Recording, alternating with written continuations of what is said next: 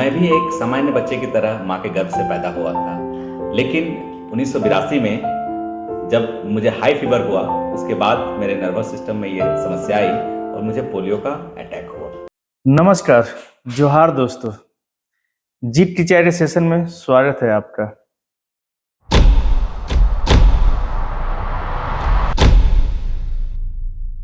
आज मैं आपको मिलवाने जा रहा हूँ एक ऐसे पर्सनालिटी से जिन्होंने अपने जीवन में काफ़ी चैलेंजेस देखे हैं। देखा जाए तो वो फिजिकली चैलेंज है, दिव्यांग है दोस्तों। ऐसे में लोग जिंदगी से होप छोड़ देते हैं, दूसरे के ऊपर डिपेंडेंट हो जाते हैं। लेकिन ये ऐसे पर्सन है जो आज सिर्फ खुद को नहीं उभारे हैं बल्कि और कई लोगों को जागरूक कर रहे हैं, आगे बढ़ा रहे हैं। तो आइए जानते हैं इनकी जर्नी स्टार्ट कैसे हुई, लाइफ में क्या क्या चैलेंजेस आया और आज किस मुकाम पे पहुंचे हैं। दोस्तों बताऊं, आज मैं इंटरव्यू लेने इनका पहुंचा हूं कोऑपरेटिव कॉलेज। ये अभी कोऑपरेटिव कॉलेज में कॉमर्स के लेक्चरर हैं, काफ़ी नामी है, स्टूडेंट के काफ़ी चहेते हैं और यहाँ के डिपार्टमेंट में भी काफ़ी इनका सबसे अच्छा कॉन्टेक्ट है, अच्छा रिलेशन है। तो कैसे यहाँ तक पहुँचे, जर्नी कैसी रही इनकी और क्या क्या सोच है, चलिए मिलते हैं अशोक कुमार रवानी जी से। नमस्कार सर। नमस्कार। नमस्कार तिवारी जी, आपका धन्यवाद कि आप हमारे पास पहुँचे। मैं Ashok Kumar Rawani, assistant professor, department of commerce, Jamshedpur cooperative college, Jamshedpur. Sir आपकी जर्नी के बारे में जानना चाहेंगे कि मतलब आपको पता कब चला कि आप दिव्यांग है? ये क्या बाय बर्थ हुआ या बाद में हुआ, कैसे हुआ और क्या क्या चैलेंजेस आए आपके लाइफ में? जी तिवारी जी, मेरा जन्म 1981 में हुआ और 1982 को मेरे साथ पोलियो हुई। पोलियो एक सामान्य बीमारी है जो माँ के गर्भ में नहीं होता है। उसके बाद जब मेरा पोलियो हुआ तो बाबूजी ने, पेरेंट्स ने, फैमिली ने जो भी समुचित चिकित्सा थी मेरे को ठीक करने के लिए, मेरे पोलियो ठीक करने के लिए उन्होंने किया। लेकिन एक लंबे चिकित्सा करने के बाद भी जब मैं सही नहीं हुआ, मेरे पाँव में पोलियो है, तो मेरे बाबूजी ने मूव किया मेरे स्टडी की ओर और उन्होंने मेरा नामांकन कराया। मेरे घर के बगल में एक अंग्रेजी मीडियम स्कूल है, डीएवी पब्लिक स्कूल कुसुंडा, वहाँ उन्होंने एडमिशन कराया। मैं क्लास 1 या 2 में रहा होऊंगा। उस समय कुछ ऐसा मेडिकल इमरजेंसी कुछ आ गई थी, मेरे को कुछ शौचालय की ऐसी व्यवस्था वहाँ पर नहीं हो पाई थी और छुट्टी के बाद ही मैं क्लासरूम में पढ़ा रहा, कोई भी मुझे वहाँ पर केयर करने के लिए नहीं आया। उससे मेरे बाबूजी, मेरे माँ, मेरी फैमिली काफ़ी दुखी हुए और उन्होंने महसूस किया कि जहाँ मेरे एक दिव्यांग बच्चे की संवेदनशीलता नहीं रखी जाएगी, वैसे स्कूल में, अंग्रेजी मीडियम स्कूल में पढ़ा के हम क्या करेंगे। फिर उन्होंने मूव किया वहाँ से और घर के बगल में एक हिंदी मीडियम स्कूल था, प्राइवेट स्कूल था, मध्य विद्यालय कुर्मिडी, उन्होंने वहाँ मेरा एडमिशन कराया। मैं वहाँ 8वीं तक पढ़ाई करा, क्योंकि कोएड स्कूल था, काफ़ी अच्छा माहौल था, सारे टीचर मुझे बहुत सपोर्ट करते थे, स्टूडेंट सपोर्ट करते थे। मेरे पापा, मेरे अंकल, मेरे फ्रेंड्स मुझे स्कूल ले जाते थे। जब वहाँ की पढ़ाई खत्म हुई और मुझे उच्च शिक्षा लेना था, तो मैं धनबाद में बैंक मोड़ में एक स्कूल है, खालसा हाई स्कूल धनबाद, वहाँ मेरा 10th हुआ। 10th जो हुआ वो मैं घर पर ही बैठ कर तैयारी करी। टीचर्स कुछ आते थे, मुझे हेल्प करते थे, लेकिन कुछ था ऐसा तनाव मेरे पास कि मुझे अच्छा बेहतर करना है और कम संसाधनों में करना है, जिसके कारण मैंने तैयारी तो खूब करी थी, लेकिन मेरा 3rd डिवीजन रहा। लेकिन मैंने हौसला नहीं हारा, मुझे और आगे जाना था। फिर बाबूजी ने मेरा एडमिशन इंटरमीडिएट में वहीं गुरु नानक कॉलेज धनबाद में कराया। वहाँ मैंने पढ़ाई करी। बीच में एक मेडिकल इमरजेंसी आई, जो मुझे अपने इलाज के लिए विशाखापट्टनम जाना पड़ा और मेरा 1 साल पढ़ाई भी छूटा। लेकिन मैं बड़ा शुक्रगुजार हूँ अपने पेरेंट्स का, शुभचिंतकों का, कि और उस व्यक्ति का जिन्होंने मुझे वो सलाह दिया कि आप जाइए विशाखापट्टनम और एक लंबे अंतराल के बाद, मतलब 15 से 17 साल के बाद पुनः मेरे अंदर उन्होंने एक आशा जगाई कि शायद मैं वहाँ जाऊँ, मेरे पेरेंट्स यदि वहाँ लेकर जाएंगे तो उनका बच्चा ठीक हो जाएगा। और ठीक हुआ भी, काफ़ी हद तक ठीक हुआ। मेरे पाँव, जो मैं कभी खड़ा नहीं हो सकता था, इलाज के बाद कैलिपर और वॉकर की सहायता से मैं आप जैसे लोगों के साथ कंधे से कंधे मिलाकर चलने लगा। फिर मेरे उत्साह में काफ़ी बढ़ोतरी हुई, मेरा उत्साहवर्धन हुआ, मुझे मेरे अंदर एक कॉन्फिडेंस आया कि जब मैं खड़ा हो सकता हूँ तो मैं आगे भी पढ़ाई कर सकता हूँ। भले 1 साल विलम्ब हुआ मुझे इंटरमीडिएट करने में, आईकॉम करने में, लेकिन मैंने 2000 में अपना इंटरमीडिएट परीक्षा दिया, मैं पास किया और फर्स्ट डिवीजन से मैं वहाँ पर 67% साथ में पास किया। जैसे ही मैं इंटरमीडिएट पास किया, मेरा हौसला बढ़ा, मेरे पेरेंट्स ने मुझे और ताकत दी। उन्होंने कहा कि बेटा भले तुम इतना ही ठीक हो पाए, लेकिन तुमको अब पढ़ाई में इतना आगे जाना है जहाँ तुम अपने आप को एस्टैब्लिश कर सको। फिर मैंने ग्रेजुएशन करी और इसी दौरान, ग्रेजुएशन करने के दौरान मुझे मेरे एक सर से मुलाकात हुई जो आरएसपी कॉलेज झरिया के रिटायर्ड प्रोफेसर थे, doctor SP Verma sir, doctor Shaligram Prasad Verma sir. शायद मैं उनसे नहीं मिला होता तो मैं आज इस प्रोफेशन में नहीं आ पाता तिवारी जी। अच्छा। उन्होंने मुझे काफ़ी मोटिवेट किया। ट्यूशन के दौरान वो मुझे एक ही चीज़ कहते थे कि अशोक, तुमको यही प्रोफेशन में जाना है, तुमको यही पढ़ाई करनी है, तुमको एक दिन लेक्चरर प्रोफेसर बनना है। और सच कहूँ तिवारी जी तो वो मेरे गॉडफादर हैं। जैसे सिनेमा जगत में हर अभिनेता अभिनेत्री कहते हैं कि मेरे गॉडफादर वो हैं, तो शायद मेरे गॉडफादर वही हैं। आज वो है नहीं, मैं उनको नमन करता हूँ कि उनके बदौलत ही, क्योंकि मेरे माता पिता तो मेरे ऊपर जो संसाधन देने हैं वो करते, लेकिन मेरे गुरु जो मुझे इस जगह पर पहुंचाए हैं। जैसे ही ग्रेजुएशन भी मैंने फर्स्ट क्लास पास किया, मैं एमकॉम एडमिशन लिया और वहाँ भी फर्स्ट क्लास पास किया। वाह, ग्रेट। तो फिर आगे आप इस लेक्चरशिप में कैसे आए सर? जी, लेक्चरशिप के जर्नी के बारे में बताऊं तो 2006 में झारखंड लोक सेवा आयोग से जेट की परीक्षा हुई। उस समय मेरा एमकॉम का रिजल्ट आ चुका था और मैं वहाँ अप्लाई करा। उसके एग्ज़ाम नवंबर 2006 में हुई। उस समय कुछ घरेलू परेशानी भी थी। मैंने ये मान लिया था कि मैं एग्ज़ाम देने नहीं जा पाऊँगा, लेकिन हमारे एक अंकल ने मुझे बहुत मोटिवेट किया, मेरे दोस्तों ने मोटिवेट किया। मैं एक कहानी इसमें बताना चाहूँगा ये तिवारी जी, कि मेरे कुछ ऐसे कॉलेज फ्रेंड हैं जिन्होंने मेरे साथ उस फॉर्म को भरा था। अच्छा। केवल इसलिए कि मुझे एग्जाम दिलाने रांची ले जा सके। उनका कोई ऐसा इंटेंशन नहीं था कि वो लेक्चरर बने, वो पास करे। मेरे 8 से 10 ऐसे दोस्त थे जो केवल मेरे जर्नी में मेरे साथ जाने के लिए जाए।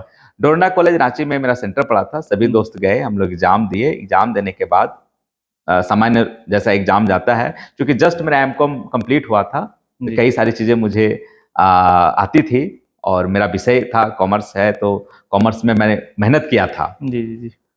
2007 के मकर संक्रांति में मेरा रिजल्ट आया।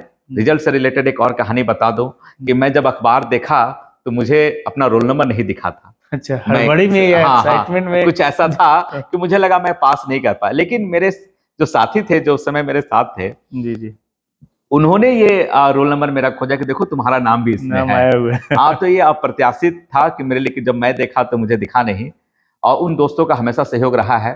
जी।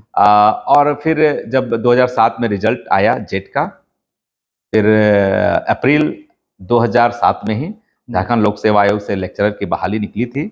मैंने उसके लिए आवेदन किया, इंटरव्यू दिया और 2008 के जनवरी महीने में ही रिजल्ट प्रकाशित हुआ और रांची यूनिवर्सिटी के लिए मेरा चयन हो गया। फिर आपका मार्च में मुझे पोस्टिंग मिली, जो मेरी पहली पोस्टिंग जमशेदपुर कोऑपरेटिव कॉलेज में दिया गया और मार्च 2008 से मैं जमशेदपुर में आप लेक्चरशिप कर रहे। जी सर, आपका जर्नी तो काफी अच्छा रहा। लाइफ में कभी ऐसा नहीं लगा कि हम फिजिकली चैलेंज्ड हैं और वो सही है?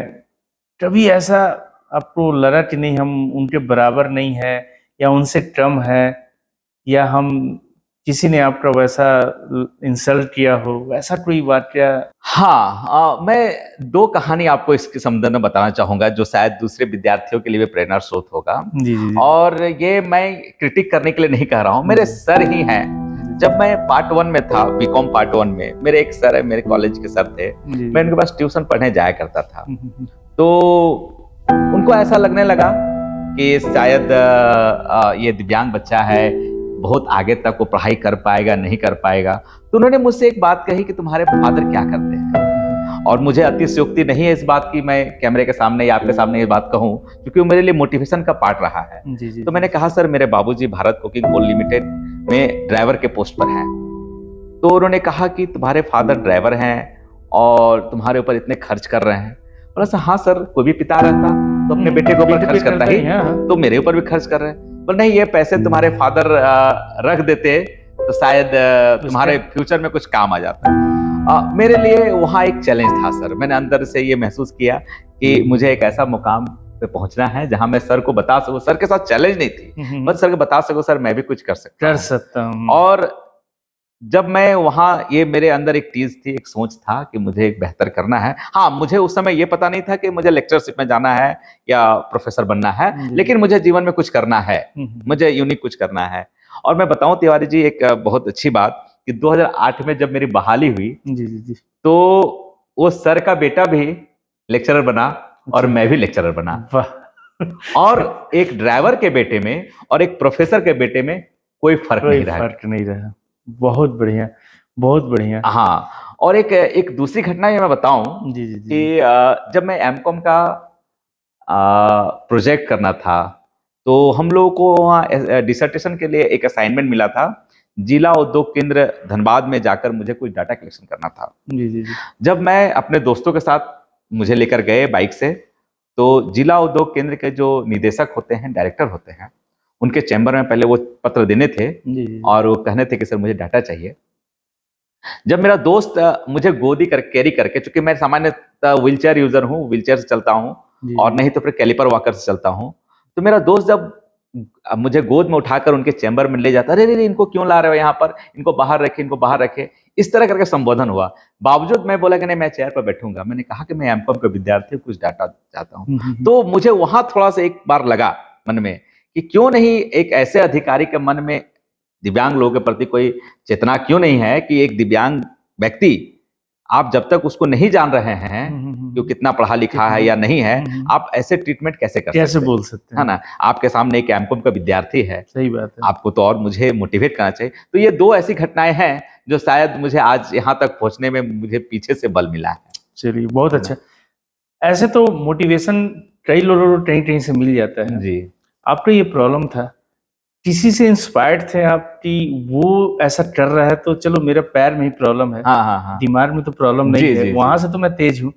तो किसी से इंस्पिरेशन मिलता था आपको या किसी को फॉलो करते थे आप? जी, मैं दो व्यक्ति का नाम लूंगा क्योंकि कभी मिला नहीं हो तो सभी लोग। स्टीफन हॉकिंस जी है ना, जो फिजिक्स में ग्रेविटी पर इतना बड़ा काम कर लिए, जिनके शरीर के यहाँ से सारा अंग उनका काम नहीं कर रहा था, तो एक वो मेरे प्रेरणा स्रोत जरूर रहे हैं। और डॉक्टर शंकर दयाल शर्मा जी, कि वो राष्ट्रपति थे, भारत के राष्ट्रपति थे, और व्हील चेयर पर वो जब राष्ट्रपति रहकर देश चला सकते थे, तो मैं तो सिर्फ कॉलेज में काम करना है और अपने जीवन चलाना, फैमिली चलानी है। चलिए बहुत अच्छा सोच आपका। हाँ। सर आप तो चलिए एक मुकाम पे पहुंच गए, उस स्टेज को पार कर रहे, लेकिन अभी भी कई बच्चे हैं जो उस स्टेज पे आके निराश हो जाते हैं, सोचते हैं कि अरे हम लगता सामान्य जीवन नहीं जी पाएंगे, औरों से हम अलग हैं, और कहीं ना कहीं वो डिप्रेशन के शिकार हो जाते हैं।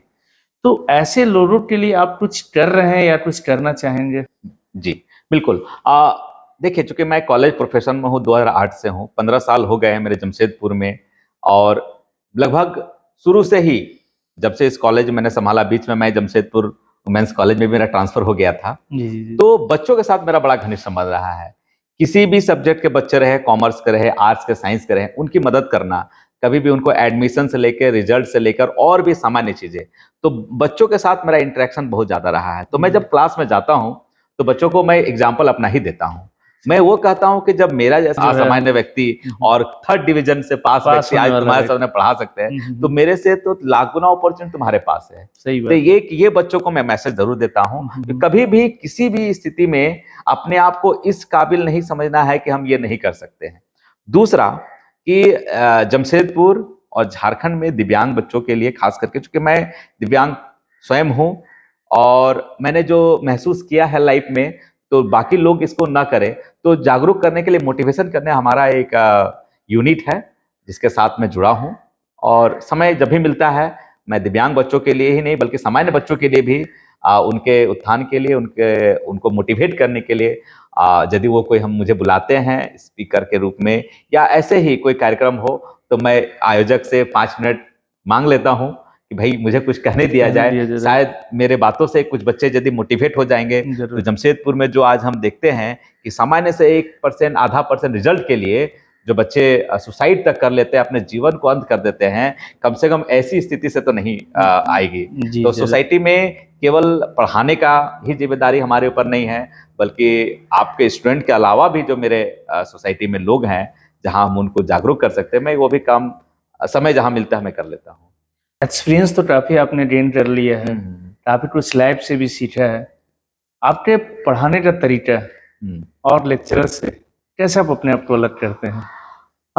मैं लाइव रहता हूँ, मैं क्लास में लाइव रहना पसंद करता हूँ। मैं पहले क्लास में जाता हूँ, बच्चों से बातें करता हूँ, 5-7-10 मिनट में बच्चों से बात करता हूँ। मेरा वो इसलिए मैं ये बातें करता हूँ कि मैंने वो अपने गुरुजी से सीखा है कि 50 मिनट का क्लास है, आप 50 मिनट जाएंगे और सारा केवल किताबी बातें उनसे करेंगे, आपका कोई बच्चा वो इंटरेक्ट नहीं कर पाएगा। क्योंकि आजकल मार्केट में किताबें उपलब्ध है, इंटरनेट पर सारी सामग्री उपलब्ध है। बच्चे यदि फिजिकली आपके पास आ रहे हैं तो वो उनके मन में रह रहा है कि इन सब के अलावा मुझे कोई ऐसा चीज वहां मिलने वाला हो जो टीचर से मिलेगा, और टीचर के पास वो अपने कॉन्फिडेंस बूस्टअप के लिए आते हैं।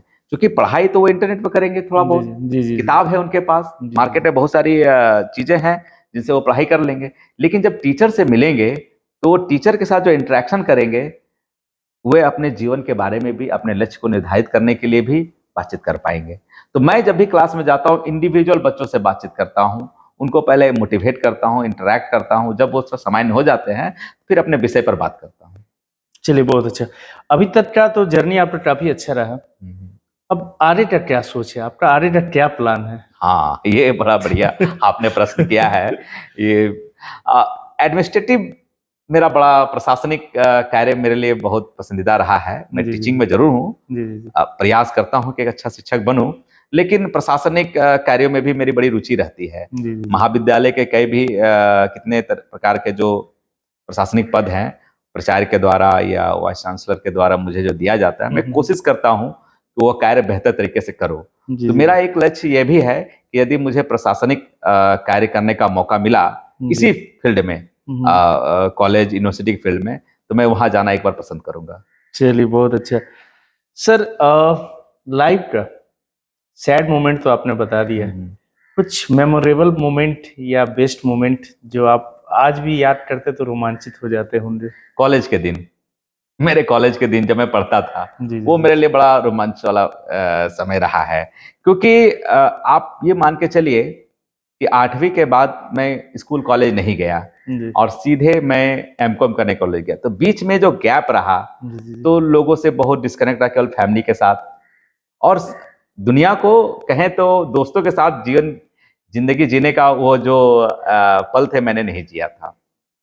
जब मैं एमकॉम करने गया तो वहां जब मेरे समकक्षी मित्र मिले, मेरे दोस्त मिले जो मेरे साथ पढ़ते थे, बच्चे बच्चियां जो भी थे, तो वहाँ टीचर्स, नॉन टीचिंग स्टाफ, तो वो एक लाइफ मेरे लिए बड़ा मेमोरेबल रहा है। मैं आज भी वो दिन याद करता हूँ कि कॉलेज का लाइफ, क्योंकि उस सारे लोगों ने मुझे मोटिवेट किया, ईच एंड एवरी, चाहे मुझसे बहुत बात करते हो या नहीं भी कम बात करते हो, सारे लोगों ने मुझे दुआएं दी। तो वो एक मेमोरेबल है। दूसरा मेमोरेबल बात, जब मेरे दोनों बच्चे, मैं 2 बच्चों का पिता हूँ, मेरी एक बेटी है, एक बेटा है, और उनके साथ जो भी समय मिलता है मैं समय बिताता हूँ। उनको आगे ले जाने का मेरा लक्ष्य है, हर माता पिता की तरह। लेकिन मैं चूंकि यहाँ एक और बात जोड़ना चाहूँगा अपने पिता के बारे में, क्योंकि यदि मैं इस इंटरव्यू में अपने पिता को नहीं जोड़ता हूँ तो शायद ये अधूरा इंटरव्यू रह जाएगा। मेरे पिताजी सामान्य और असामान्य दोनों तरह के मैं उनके कार्य की आपके पास विवेचना करूंगा। साधारण कार्य हर पिता की तरह उन्होंने मेरे लिए किया। मैं उनको ये नहीं मानता हूं कि उन्होंने कुछ एक्स्ट्रा किया। एक पिता का जो फर्ज होता है वो सामान्य रूप से वो किए। हर पिता अपने सामान्य बच्चे के लिए, अपने दिव्यांग बच्चा हो या सामान्य बच्चा हो, वो उतना ही मेहनत करेंगे, उतना ही केयर करेंगे जैसे मैं अपने बच्चों के लिए कर रहा हूं। लेकिन उस समय, जिस समय मेरे को पोलियो हुआ, या उस समय की स्थिति जब लोग इतने जागरूक नहीं थे, उन्होंने जो मेरा मोटिवेट किया पढ़ाई की ओर मूवमेंट किया, क्योंकि उनको ये लोग कहते थे, मेरे पिताजी का नाम श्री वासुदेव जी। रवानी है, जी, जी, उनको लोग बासु बोलते हैं, जी, कि जी। बासु तुम्हारा लड़का एक दिन देखना बहुत आगे जाएगा। और उनको जो इस मोटिवेशन से जो वो मेरे ऊपर करते थे, ये उनका असाधारण है, क्योंकि सामान्य बच्चों के लिए हर पिता कर लेता है, जी, जी, एक जी। असामान्य बच्चे के करना लिए वो बहुत वो बड़ी करने बात के लिए काफी कठिनाई होती है। मेरे पिताजी मुझे कंधे पर लेकर एग्जाम दिलाने लेके जाते थे, जहां सेंटर पड़ता था। आप समझ सकते हैं कि गाड़ी यदि मेन गेट कर बाहर रख दी जाए जी, और जी। वहां से वहाँ यदि से लेके आना आपके है। किसी बच्चे को गोदी पर उठा, मेरे पिताजी ये करते थे। तो ये साधारण कार्य के अलावा असाधारण कार्य था, जो शायद मुझे बहुत ही मोटिवेट किया कि अन्य पिताओं की तरह वो भी कर रहे हैं, लेकिन इसके अलावा उनका मेरे ऊपर विश्वास जो असाधारण है असाधारण। कि मेरा बेटा कर लेंगे। अदरवाइज तिवारी जी, कोई दूसरे पिता होते या उतने मोटिवेटेड पिता नहीं होते, शायद उनका बेटा कुछ और तरह का काम करता। तो मैं उसके लिए बड़ा कृतज्ञ हूँ अपने बाबूजी का, और मैं ये बात ही बताना चाह रहा था। देखिए, एक फैमिली का तो सपोर्ट नो डाउट कहीं ना कहीं से मिल जाता है, मिल ही जाता है। लेकिन फैमिली के अलावा कोई दोस्त मित्र या किसी ऐसे का आप नाम लेना चाहेंगे या बताना चाहेंगे जिन्होंने आपका हमेशा निश्चित रूप से, साथ दिया है? निश्चित रूप से मेरे दोस्त के लिस्ट बहुत लंबे हैं और इंटरव्यू में आप मुझे किसी खास दोस्त के बारे में जब आप बात करने कहेंगे, जी, जी। मैं जरूर नाम लेना चाहूंगा। कुछ जी। दोस्त हैं मेरे, जो 7-8 दोस्त हैं जी, जो जी। आज भी मेरे साथ जुड़े हुए हैं। जी, जी, जी, उसमें एक मनोज कुमार महतो है, जी, जी, जी, एक मनोज कुमार सिंह है, जी, एक अजय कुमार सिंह है, जी, मंतोष सिन्हा, जी, रामानुज पांडे, विजेंद्र कुमार। जी, ये कुछ मेरे ऐसे खास दोस्त रहे हैं जी, जो आज भी जी, जी, मेरे साथ जुड़े हुए हैं, और इन्होंने कॉलेज लाइफ से लेकर जी, जी, आपके अभी तक मेरे साथ है। और इससे भी एक जो स्कूल लाइफ में एक मेरा दोस्त है प्रदीप कुमार विश्वकर्मा। अच्छा। मैं उसका नाम तो मैंने कि हृदय से लेता हूं कि स्कूलिंग टाइम में जी, जी, जी, जब वो क्लास 6, 7, 8 में थे तिवारी जी, जी। वो हमको अपने साइकिल से लेकर जाते थे। वाह। तो ये कुछ खास दोस्त हैं, आज भी हैं। बहुत सारे स्कूल फ्रेंड के अलावा कॉलेज में भी काफ़ी मित्र हैं। अभी मेरे कुछ खास मित्र हैं, इंदल पासवान जी हैं, प्रभात कुमार सिंह हैं। ये सब कुछ खास दोस्त हैं जो हमेशा मुझे वर्किंग प्लेस में भी मोटिवेट करते हैं। नहीं, बहुत अच्छा लगा मुझे आपकी स्टोरी सुन के। जनरली ऐसा होता है कि यदि कुछ ऐसे बच्चे हो जाते तो सब उनसे किनारा करते, जी जी जी। बट आपके स्टोरी में काफी दोस्तों ने सपोर्ट किया। इवन आपने 2 स्टोरी बताई कि आपके लिए खुद एग्जाम का पेपर भरे, हाँ हाँ हाँ। आपको साथ में ले जाके एग्जाम दिलवा रहे हैं, प्लस आपका एग्जाम का रिजल्ट बता रहे हैं और हमेशा आपके साथ लगे रहे हैं। तो ये अपने आप में बहुत बड़ी बात होती है। ऐसी दोस्ती आजकल तो काफी कम हो रही है, जी। लेकिन होप कि ऐसे दोस्त रहें सो दैट कि समाज में कोई अकेला ना पड़े। बिल्कुल, ऐसे बिल्कुल। दोस्तों की बहुत जरूरत है। कभी भी उन लोगों ने, चाहे वो स्कूल के टाइम का हो, कॉलेज टाइम, और आज मैं इस कॉलेज में काम कर रहा हूँ, मेरे सारे जितने भी कलीग्स हैं, इतने अच्छे कलीग्स हैं, जी। कभी मुझे कुछ फील ही नहीं होने देते हैं। हमारे प्राचार्य महोदय भी मुझे बहुत मोटिवेट करते हैं, और इससे पहले भी जो प्राचार्य रहे, एडमिनिस्ट्रेशन में जो भी रहा है, टीचिंग नॉन टीचिंग स्टाफ जितने हैं, कभी भी पार्टिकुलर, हाँ कुछ कॉन्फ्लिक्ट होते हैं कार्यालय कार्य में, विभागीय काम में, जी। लेकिन मेरे जो साथ, मेरा जो व्यक्तिगत जो मेरे साथ प्रॉब्लम है, उसको लेकर कभी भी कोई समस्या नहीं आती है। इवन वो और मोटिवेट करते हैं। अभी जो मेरे अकाउंटेंट आए तो मुझे गोदी पर उठाकर ऑफिस में उठा के बैठा देते हैं। तो इससे मेरे कुछ मित्र हैं, वो कभी यदि मैं कुछ जगह नहीं चढ़ पाया तो सारे लोग मुझे उठाकर बैठा देते हैं। तो इस तरह से गोद में उठाने से अलावा मुझे व्हीलचेयर तक उठा के पहुंचा देते हैं। कैलिपर पहना रहा, सीढ़ी चढ़नी हो तो दोनों साइड से 2 मित्र हो, विद्यार्थी हो, तो मैंने कभी भी इस बात का एहसास नहीं हुआ कि मैं व्हीलचेयर पे हूं तो मैं वो कार्य नहीं कर सकता। सर, यदि आपके पैरों को ना देखा जाए, हाँ और सिर्फ हम आपको देखकर आपसे जो बात कर रहे हैं, हाँ हाँ। तो मुझे तो इतना कॉन्फिडेंट आप लग रहे हैं, इतना जिंदा दिल इंसान लग रहे हैं कि उनको समझ में नहीं आ रहा कि आपको प्रॉब्लम भी है कुछ। हाँ, ये बात तो है। मित्र मेरे बहुत है, मित्र, और मित्र के फहरिस्त में आज आप शामिल हो गए हैं। मित्र मेरे बहुत है, ये बात तो है। ये काफी अच्छा लगा, और आपके जैसे लोगों से ही समाज को काफी मोटिवेशन मिलता है। मैं चाहूंगा सर कि समाज के लिए भी आप कुछ शब्द बोले, वैसे लोगों को भी मोटिवेट करें जो जिंदगी से बड़ा जल्द ही निराश हो जाते हैं, होप छोड़ देते हैं। तो मैं चाहूंगा कि कुछ अपने लाइफ का जो एक्सपीरियंस है निचोड़ के उनको जरूर मैसेज दीजिए। जी तिवारी जी, मैं समाज के लोगों से अपील करना चाहूंगा सबसे पहला कि आपकी क्षमता जो भी है, आपके शारीरिक में जो भी समस्या है, उन सबको आप दरकिनार करते हुए आप अपनी क्षमता के अनुरूप वो कार्य करें। लाइफ में केवल शारीरिक कोई अभिवंचना हो या आपने पढ़ाई बहुत ज़्यादा नहीं कर पाई बाकी लोगों की अपेक्षा, इस कारण से डिमोटिवेट होकर आप ना रहें, बल्कि आपके पास अपनी जो भी कैपेबिलिटीज़ है उसके आधार पर अपने आप को स्थापित करने का प्रयास करें। हाँ, मैं अपील ये भी करना चाहूँगा खास करके पेरेंट्स के साथ कि बच्चों को ज़्यादा दबाव न दें। उनको जो पसंद है, जो पढ़ाई करना चाहते हैं, आप उनको सपोर्ट करें। अच्छे बुरे का उनको आप ज्ञान दें कि ये करने से क्या होगा, ये करने से क्या होगा। शायद यदि बच्चा जिद भी कर रहा हो तो आपके बातों से, क्योंकि मैं ये बेहतर जानता हूँ कि पेरेंट्स यदि चाहे तो अपने बच्चे को जैसा चाहे मोल्ड कर सकते हैं, क्योंकि सबसे ज़्यादा प्रभाव यदि किसी बच्चे पर पड़ता है उनके पेरेंट्स का पड़ता है। हाँ, यदि पेरेंट्स अपने बच्चे को ध्यान नहीं देंगे तो जाहिर सी बात है उस कमी को खोजने के लिए वो अपने मित्र के पास जाएंगे, समाज के एक अन्य लोगों के पास जाएंगे, और जहां ये गारंटी नहीं दी जा सकती है कि उनको अच्छे मार्गदर्शक मिलेंगे, यदि आप उनको मार्गदर्शन करेंगे तो वो एक बेहतर रिजल्ट लाएंगे।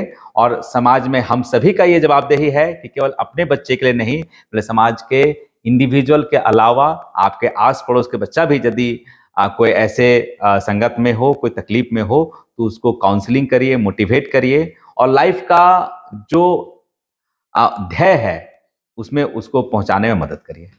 चलिए, बहुत बहुत धन्यवाद सर। आपका ये बात बहुत अच्छा लगा हमको। आपने जितना कॉन्फिडेंटली बोला कि आप 10th में 3rd डिवीजन पास किए हो।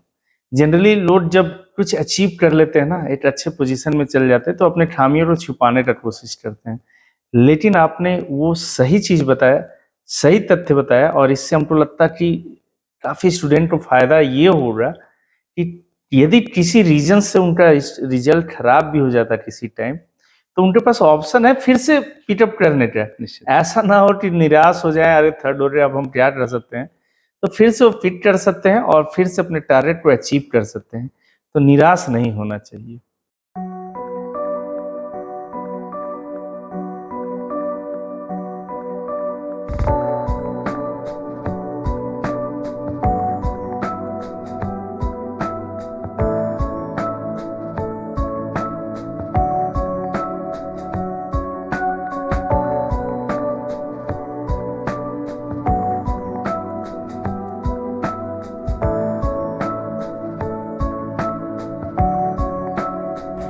रवानी सर के जीवन का लक्ष्य था कि पोलियो के बावजूद अपने सपने को पूरा करना, और आज उनकी कामयाबी, उनकी कहानी यह सिखाती है कि सफलता तब आती है जब आप अपने सपनों के पीछे पूरी तरह से जुट जाते हैं। दोस्तों, जैसा कि हमारा वादा था कि आपको काफ़ी सक्सेसफुल लोगों से मिलवाता रहूँगा, उसी कड़ी में आज आपको हमने मिलवाया था अशोक जी से। आगे भी ऐसे ही पर्सनालिटियों से मिलवाता रहूँगा। बस आप बने रहिए हमारे चैनल पे, लाइक कीजिए, सब्सक्राइब कीजिए, और यदि चैनल पसंद आ रहा तो शेयर करना ना भूलें। धन्यवाद।